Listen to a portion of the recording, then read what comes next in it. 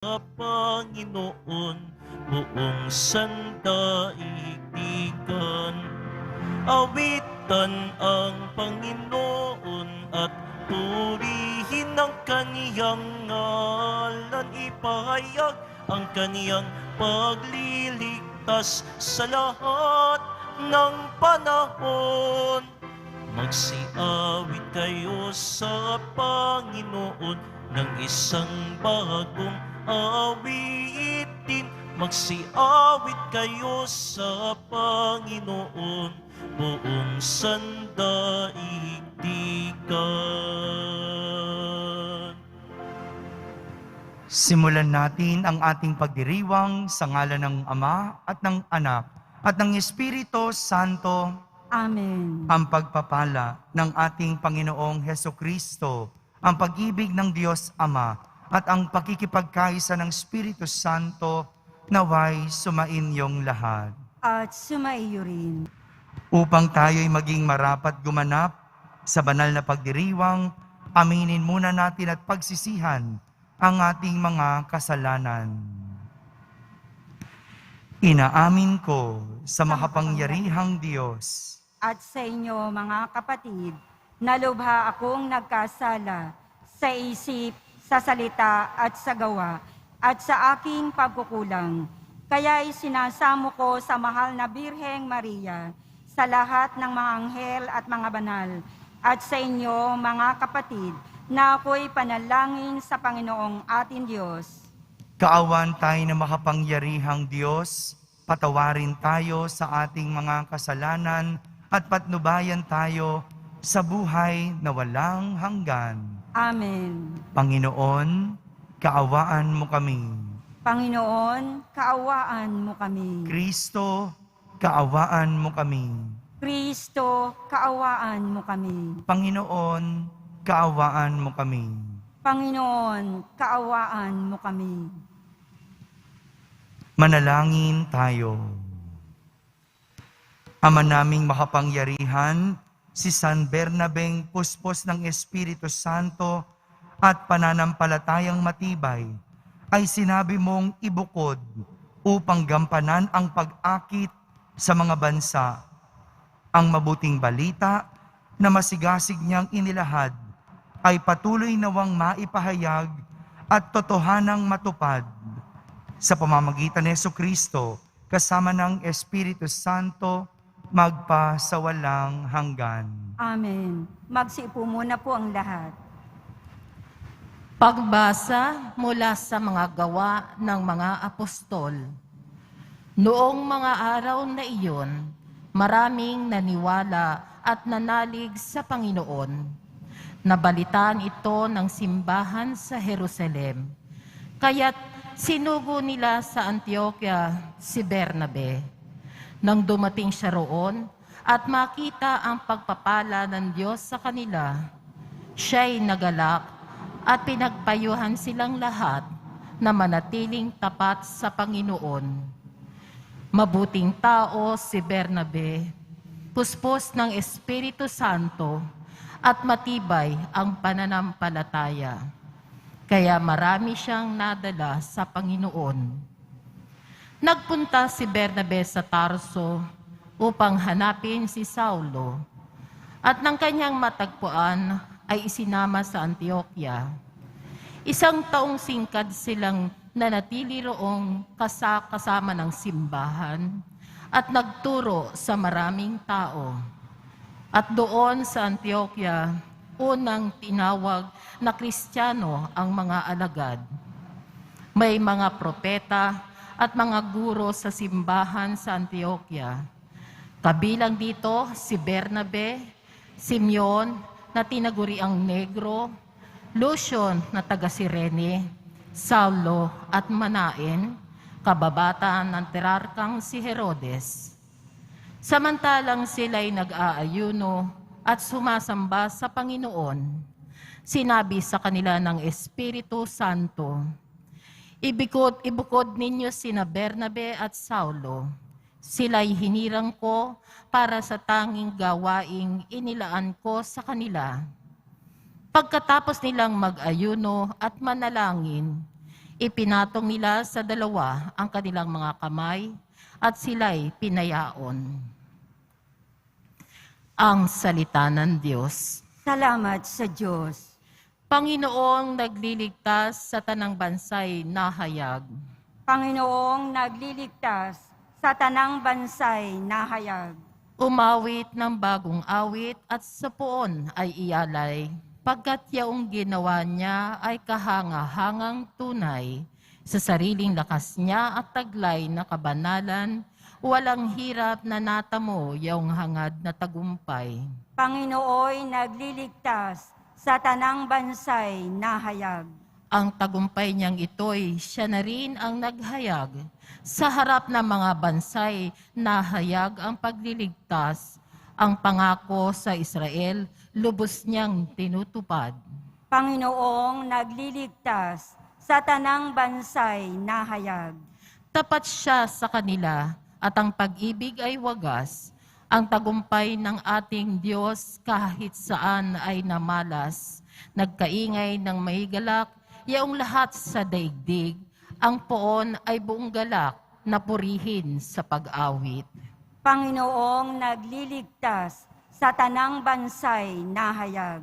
Sa saliw ng mga lirang, iparinig yaong tugtog, at ang poon ay purihin ng tugtuging maalindog. Tugtugin din ang trompeta sa kasaliw ang kambuli, magkaingay sa harapan na poon na ating hari. Panginoong nagliligtas sa tanang bansay nahayag. Magsitayo po ang lahat.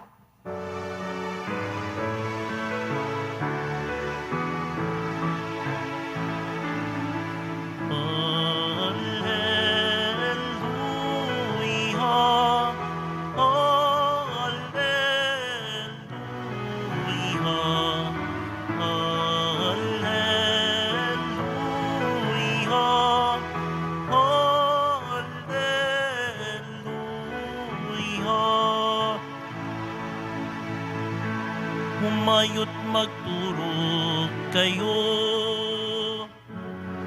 palaging kasama ako, hanggang sa wakas ng mundo. Alleluia, Alleluia. Alleluia, Alleluia.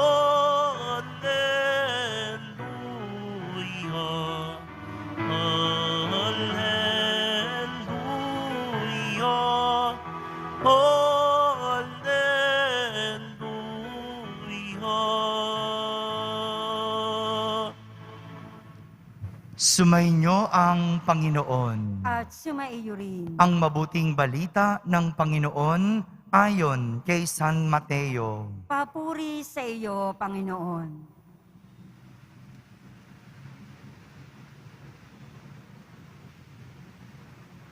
Noong panahong iyon, sinabi ni Jesus sa kanyang mga alagad, "Narinig pa ninyo na noong unay iniutos sa mga tao, huwag kang sisira sa iyong pinanumpaang pangako. Bagkus ay tupdin mo ang iyong sinumpaan sa Panginoon. Ngunit ngayoy, sinasabi ko sa inyo, huwag na kayong sumumpa kung nangangako kayo. Huwag ninyong sabihing, saksi ko ang langit, sapagkat ito'y trono ng Diyos. O kaya'y, saksi ko ang lupa, sapagkat ito'y tuntungan ng kanyang mga paa. Huwag din ninyong sabihing, saksi ko ang Jerusalem, sapagkat ito'y lungsod ng dakilang hari. Ni huwag mong sabihing, mamatay man ako, sapagkat ni isang buhok sa iyong uloy, hindi mo mapaputi o mapaitim. Sabihin mo na lang, oo, kung oo, at hindi kung hindi, sapagkat buhat na sa masama, ang anumang sumpang idaragdag dito. Mga kapatid, ang mabuting balita ng Panginoon. Pinupuri ka namin, Panginoong Heso Kristo. Magsiupo muna po ang lahat. Isang magandang araw po sa inyong lahat. Ayon po sa ating unang pagbasa, si San Bernabe ay isang mabuting tao. Puspos ng Espiritu Santo at matibay ang pananampalataya. Kaya naman, sabi sa ating unang pagbasa, marami siyang nadala sa Panginoon.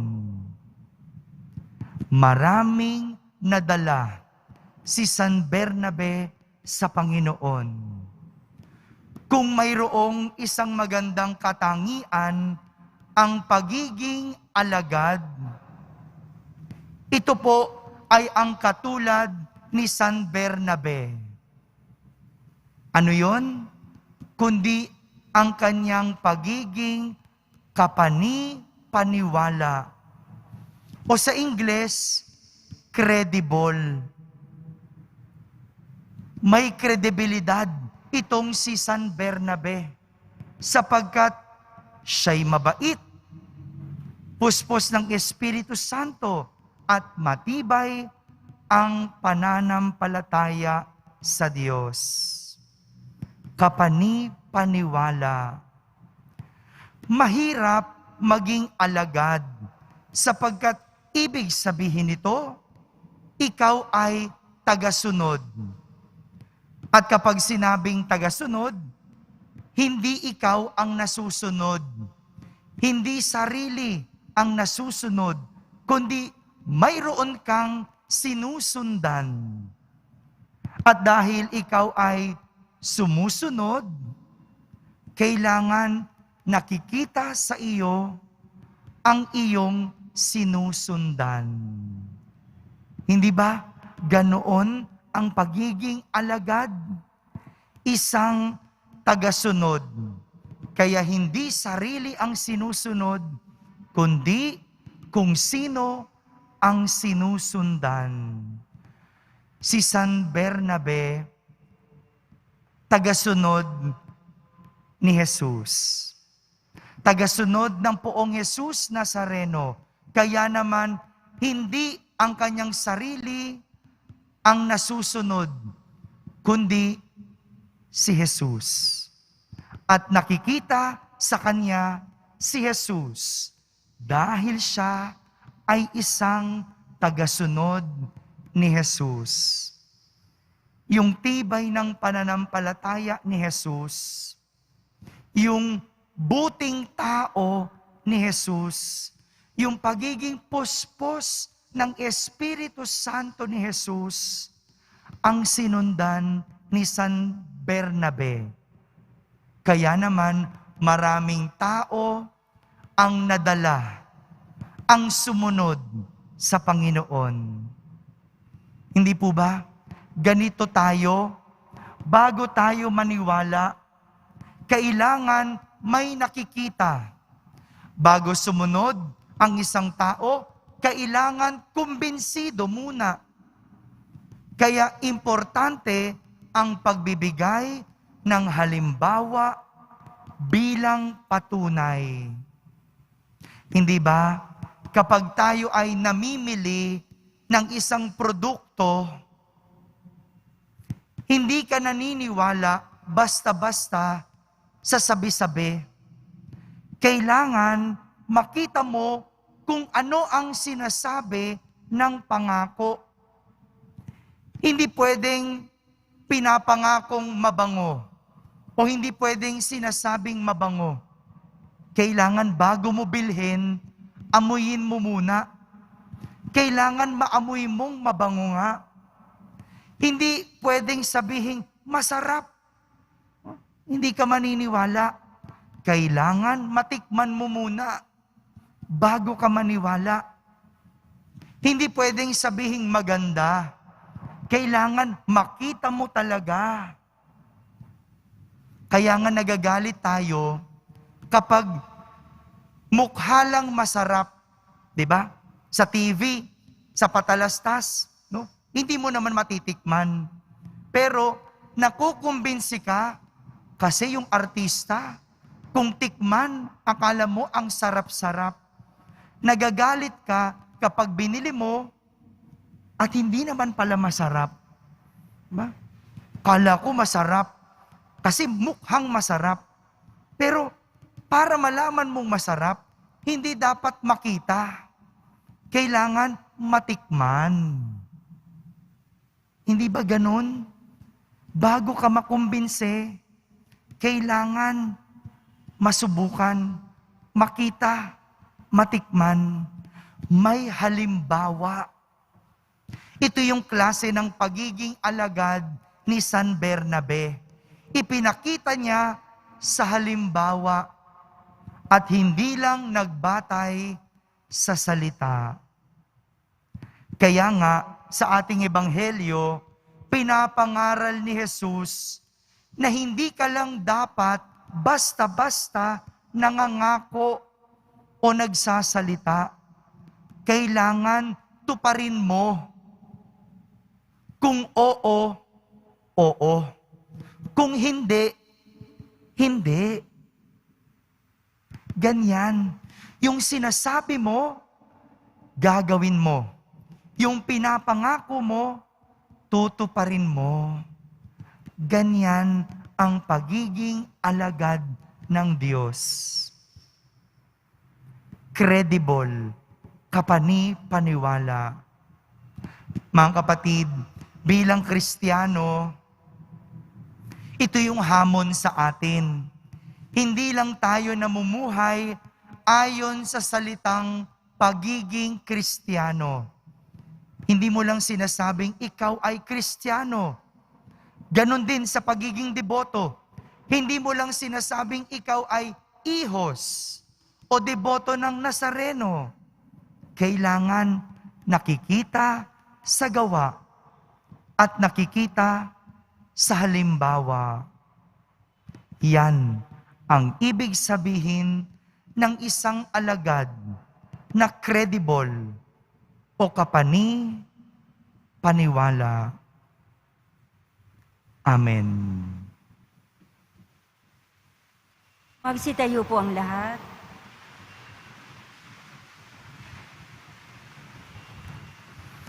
Minamahal kong mga kapatid, manalangin tayo sa Diyos Ama na nagnanais na ang lahat ng tao ay maligtas at makabatid ng katotohanan.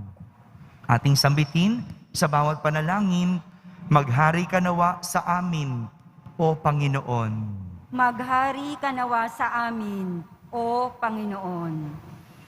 Ang Santo Papa, mga obispo at mga pari, naway patnubayan ng banal na espiritu sa pagtataguyod ng layunin ng misyon. Manalangin tayo. Maghari ka nawa sa amin, O Panginoon. Ang mga misyonero, naway maipahayag si Kristo sa mundo sa pamamagitan ng kanilang paglilingkod na may kababaang loob na hindi nakabatay sa kanilang kapangyarihan o kabantugan. Manalangin tayo. Maghari ka nawa sa amin, O Panginoon. Ang mga laikong mananampalataya, naway mapukaw ang kalooban sa pag-ibig sa Diyos at sa kapwa, para sila ay makipagtulungan sa pangmisyong gawain ng simbahan. Manalangin tayo. Maghari ka nawa sa amin, O Panginoon.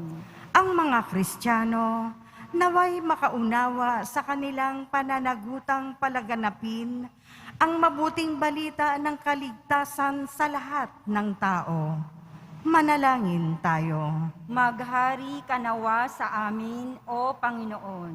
Ang mga kabataang lalaki at babae, naway magkaroon ng tapang na tumugon sa panawagan ni Kristo at makibahagi sa mga gawaing pangmisyon.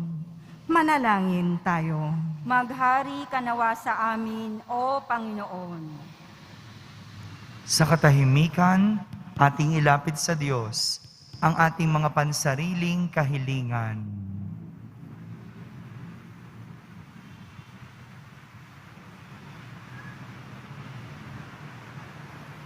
Manalangin tayo.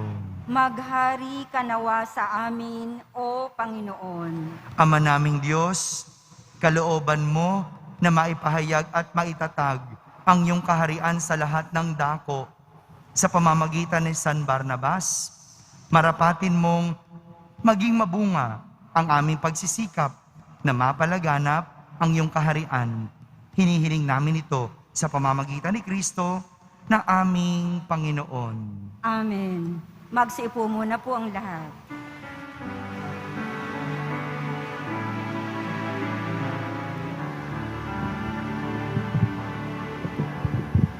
Ating alay na alak at tinapay mula sa ating ani sa lupain ng Diyos nating mahal na siya na rin nagdulot na tayo'y may maihain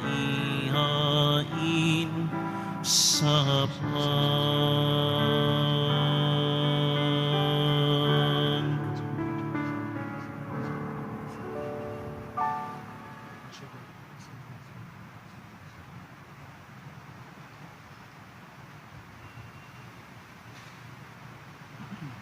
Magsitayo po ang lahat.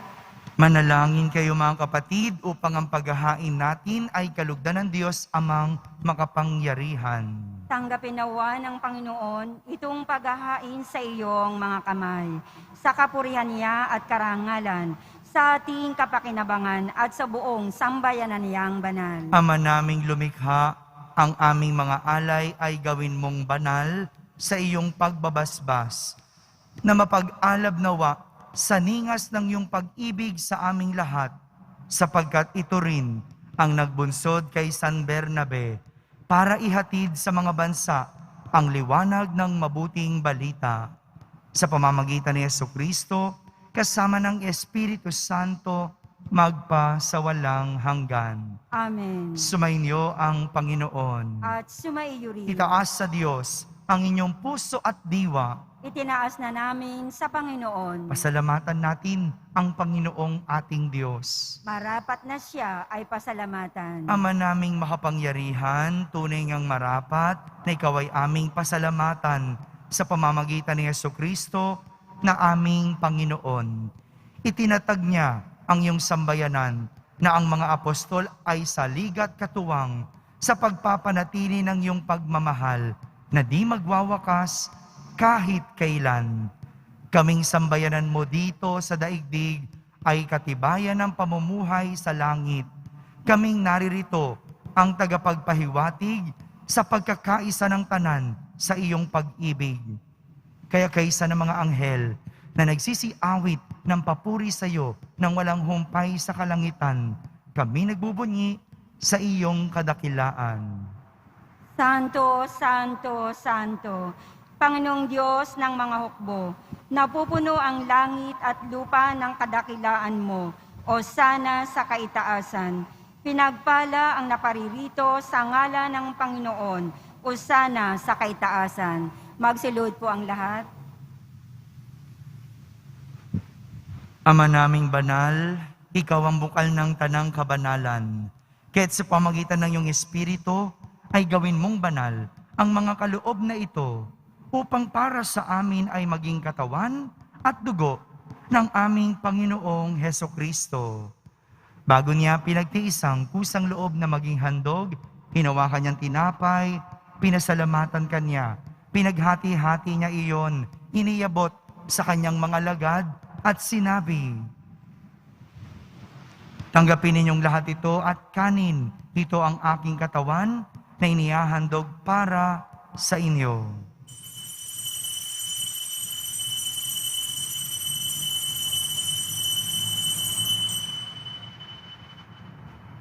Gayon din naman, nung matapos ang hapunan, hinawakan niyang kalis, muli kanyang pinasalamatan, iniabot niyang kalis sa kanyang mga lagad at sinabi, "Tanggapin ninyong lahat ito at inumin. Ito ang kalis ng aking dugo, ng bago at walang hanggang tipan. Ang aking dugo na ibubuhos para sa inyo at para sa lahat, sa ikapagpapatawad ng mga kasalanan. Gawin ninyo ito sa pag-alaala sa akin."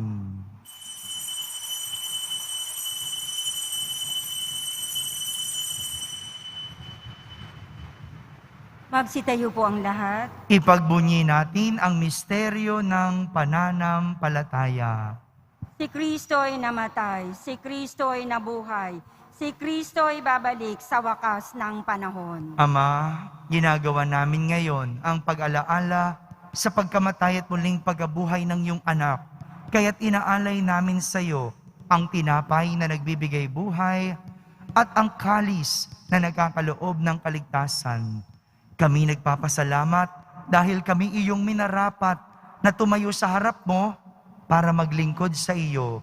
Isinasamo namin kaming magsasalo-salo sa katawan at dugo ni Kristo ay mabuklod sa pagkakaisa sa pamamagitan ng Espiritu Santo. Ama, lingapin mo ang iyong simbahang laganap sa buong daigdig. Puspusin mo kami sa pag-ibig, kaysa ni Francisco na aming Papa, ni Jose na aming obispo at ng Tanang Kaparian.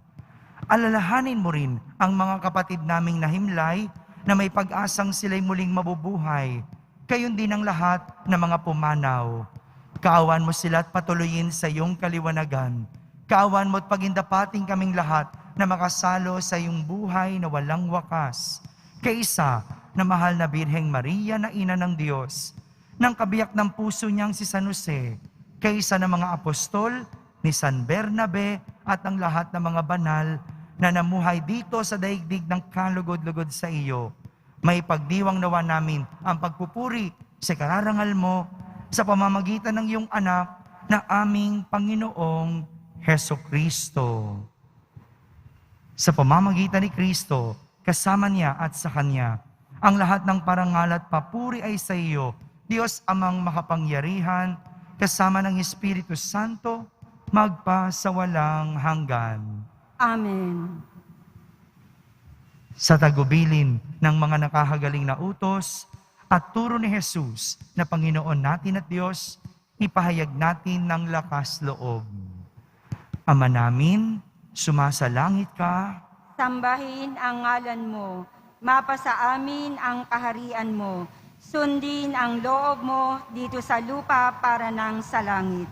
Bigyan mo kami ngayon ng aming kakanin sa araw-araw at patawarin mo kami sa aming mga sala para nang pagpapatawad namin sa nagkakasala sa amin.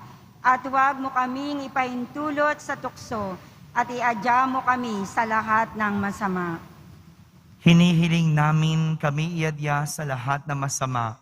Pagkalooban ng kapayapaan araw-araw, iligtas sa kasalanan, at ilayo sa lahat ng kapahamakan, samantalang aming pinananabikan ang dakilang araw ng pagpapahayag ng tagapagligtas naming si Hesukristo.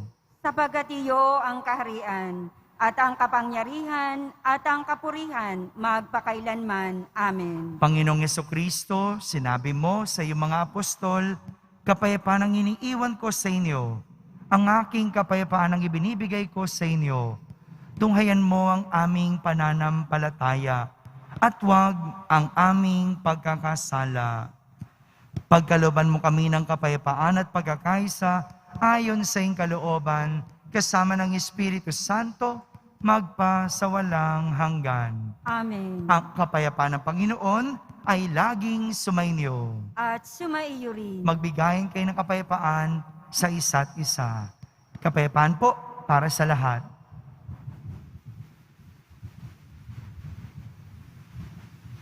Kordero ng Diyos na nag-aalis ng mga kasalanan ng sanlibutan, maawa ka sa amin. Kordero ng Diyos na nag-aalis ng mga kasalanan ng sanlibutan, maawa ka sa amin. Kordero ng Diyos na nag-aalis ng mga kasalanan ng sanlibutan, ipagkaloob mo sa amin ang kapayapaan. Magsilod po ang lahat.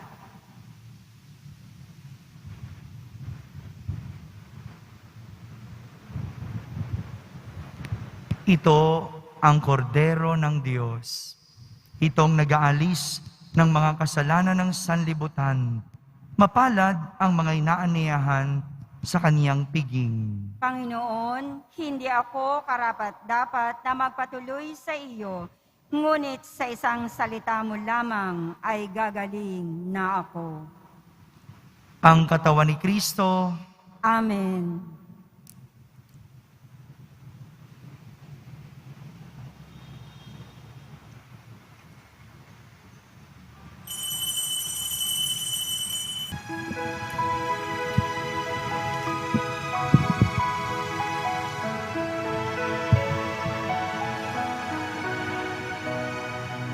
Sino man sa akin mananahan, mananahan din ako sa Kanya. At kung siya'y mamunga ng masagana, siya sa amay nagbigay ng karangalan. Mula ngayon, kayo'y aking kaibigan. Hinamo sa dilim at kababaan. Ang kaibigay mag-aalay ng sarili niyang buhay, walang hihigit sa yaning pag-aalay.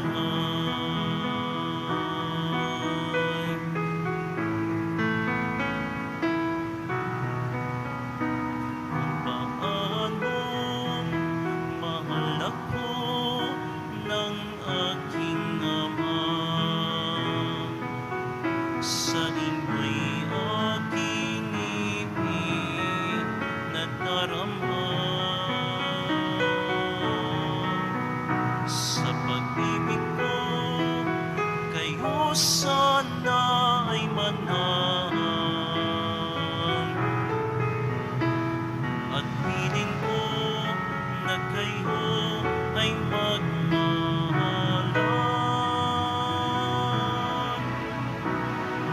Mula ngayon, kayo'y aking kaibigan. Hinamo sa dilim at kababaan. Ang kaibigay mag-aalay ng sarili niyang buhay, walang hihigit sa yaning pag-aalay.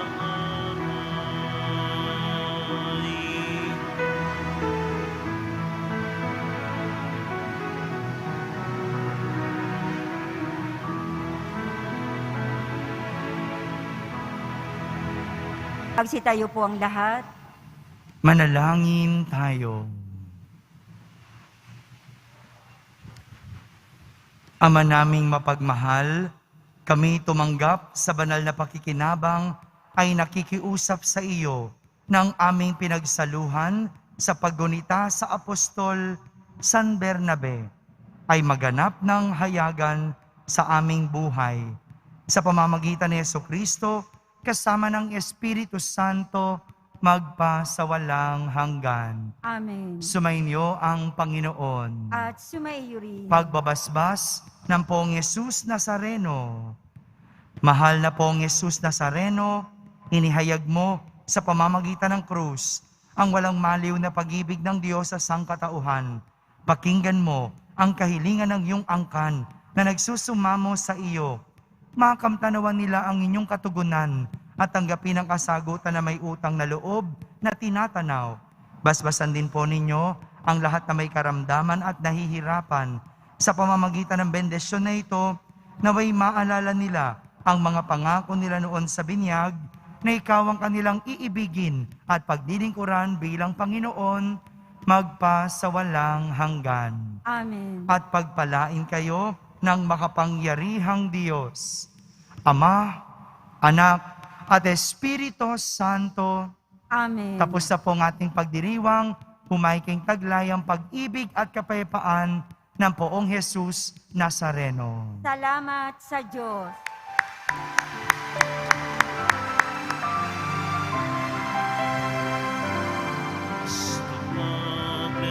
Jesus Nazareno, sinasamba ka namin, pinipinto ka namin, aral mo ang aming buhay at kaligtasan.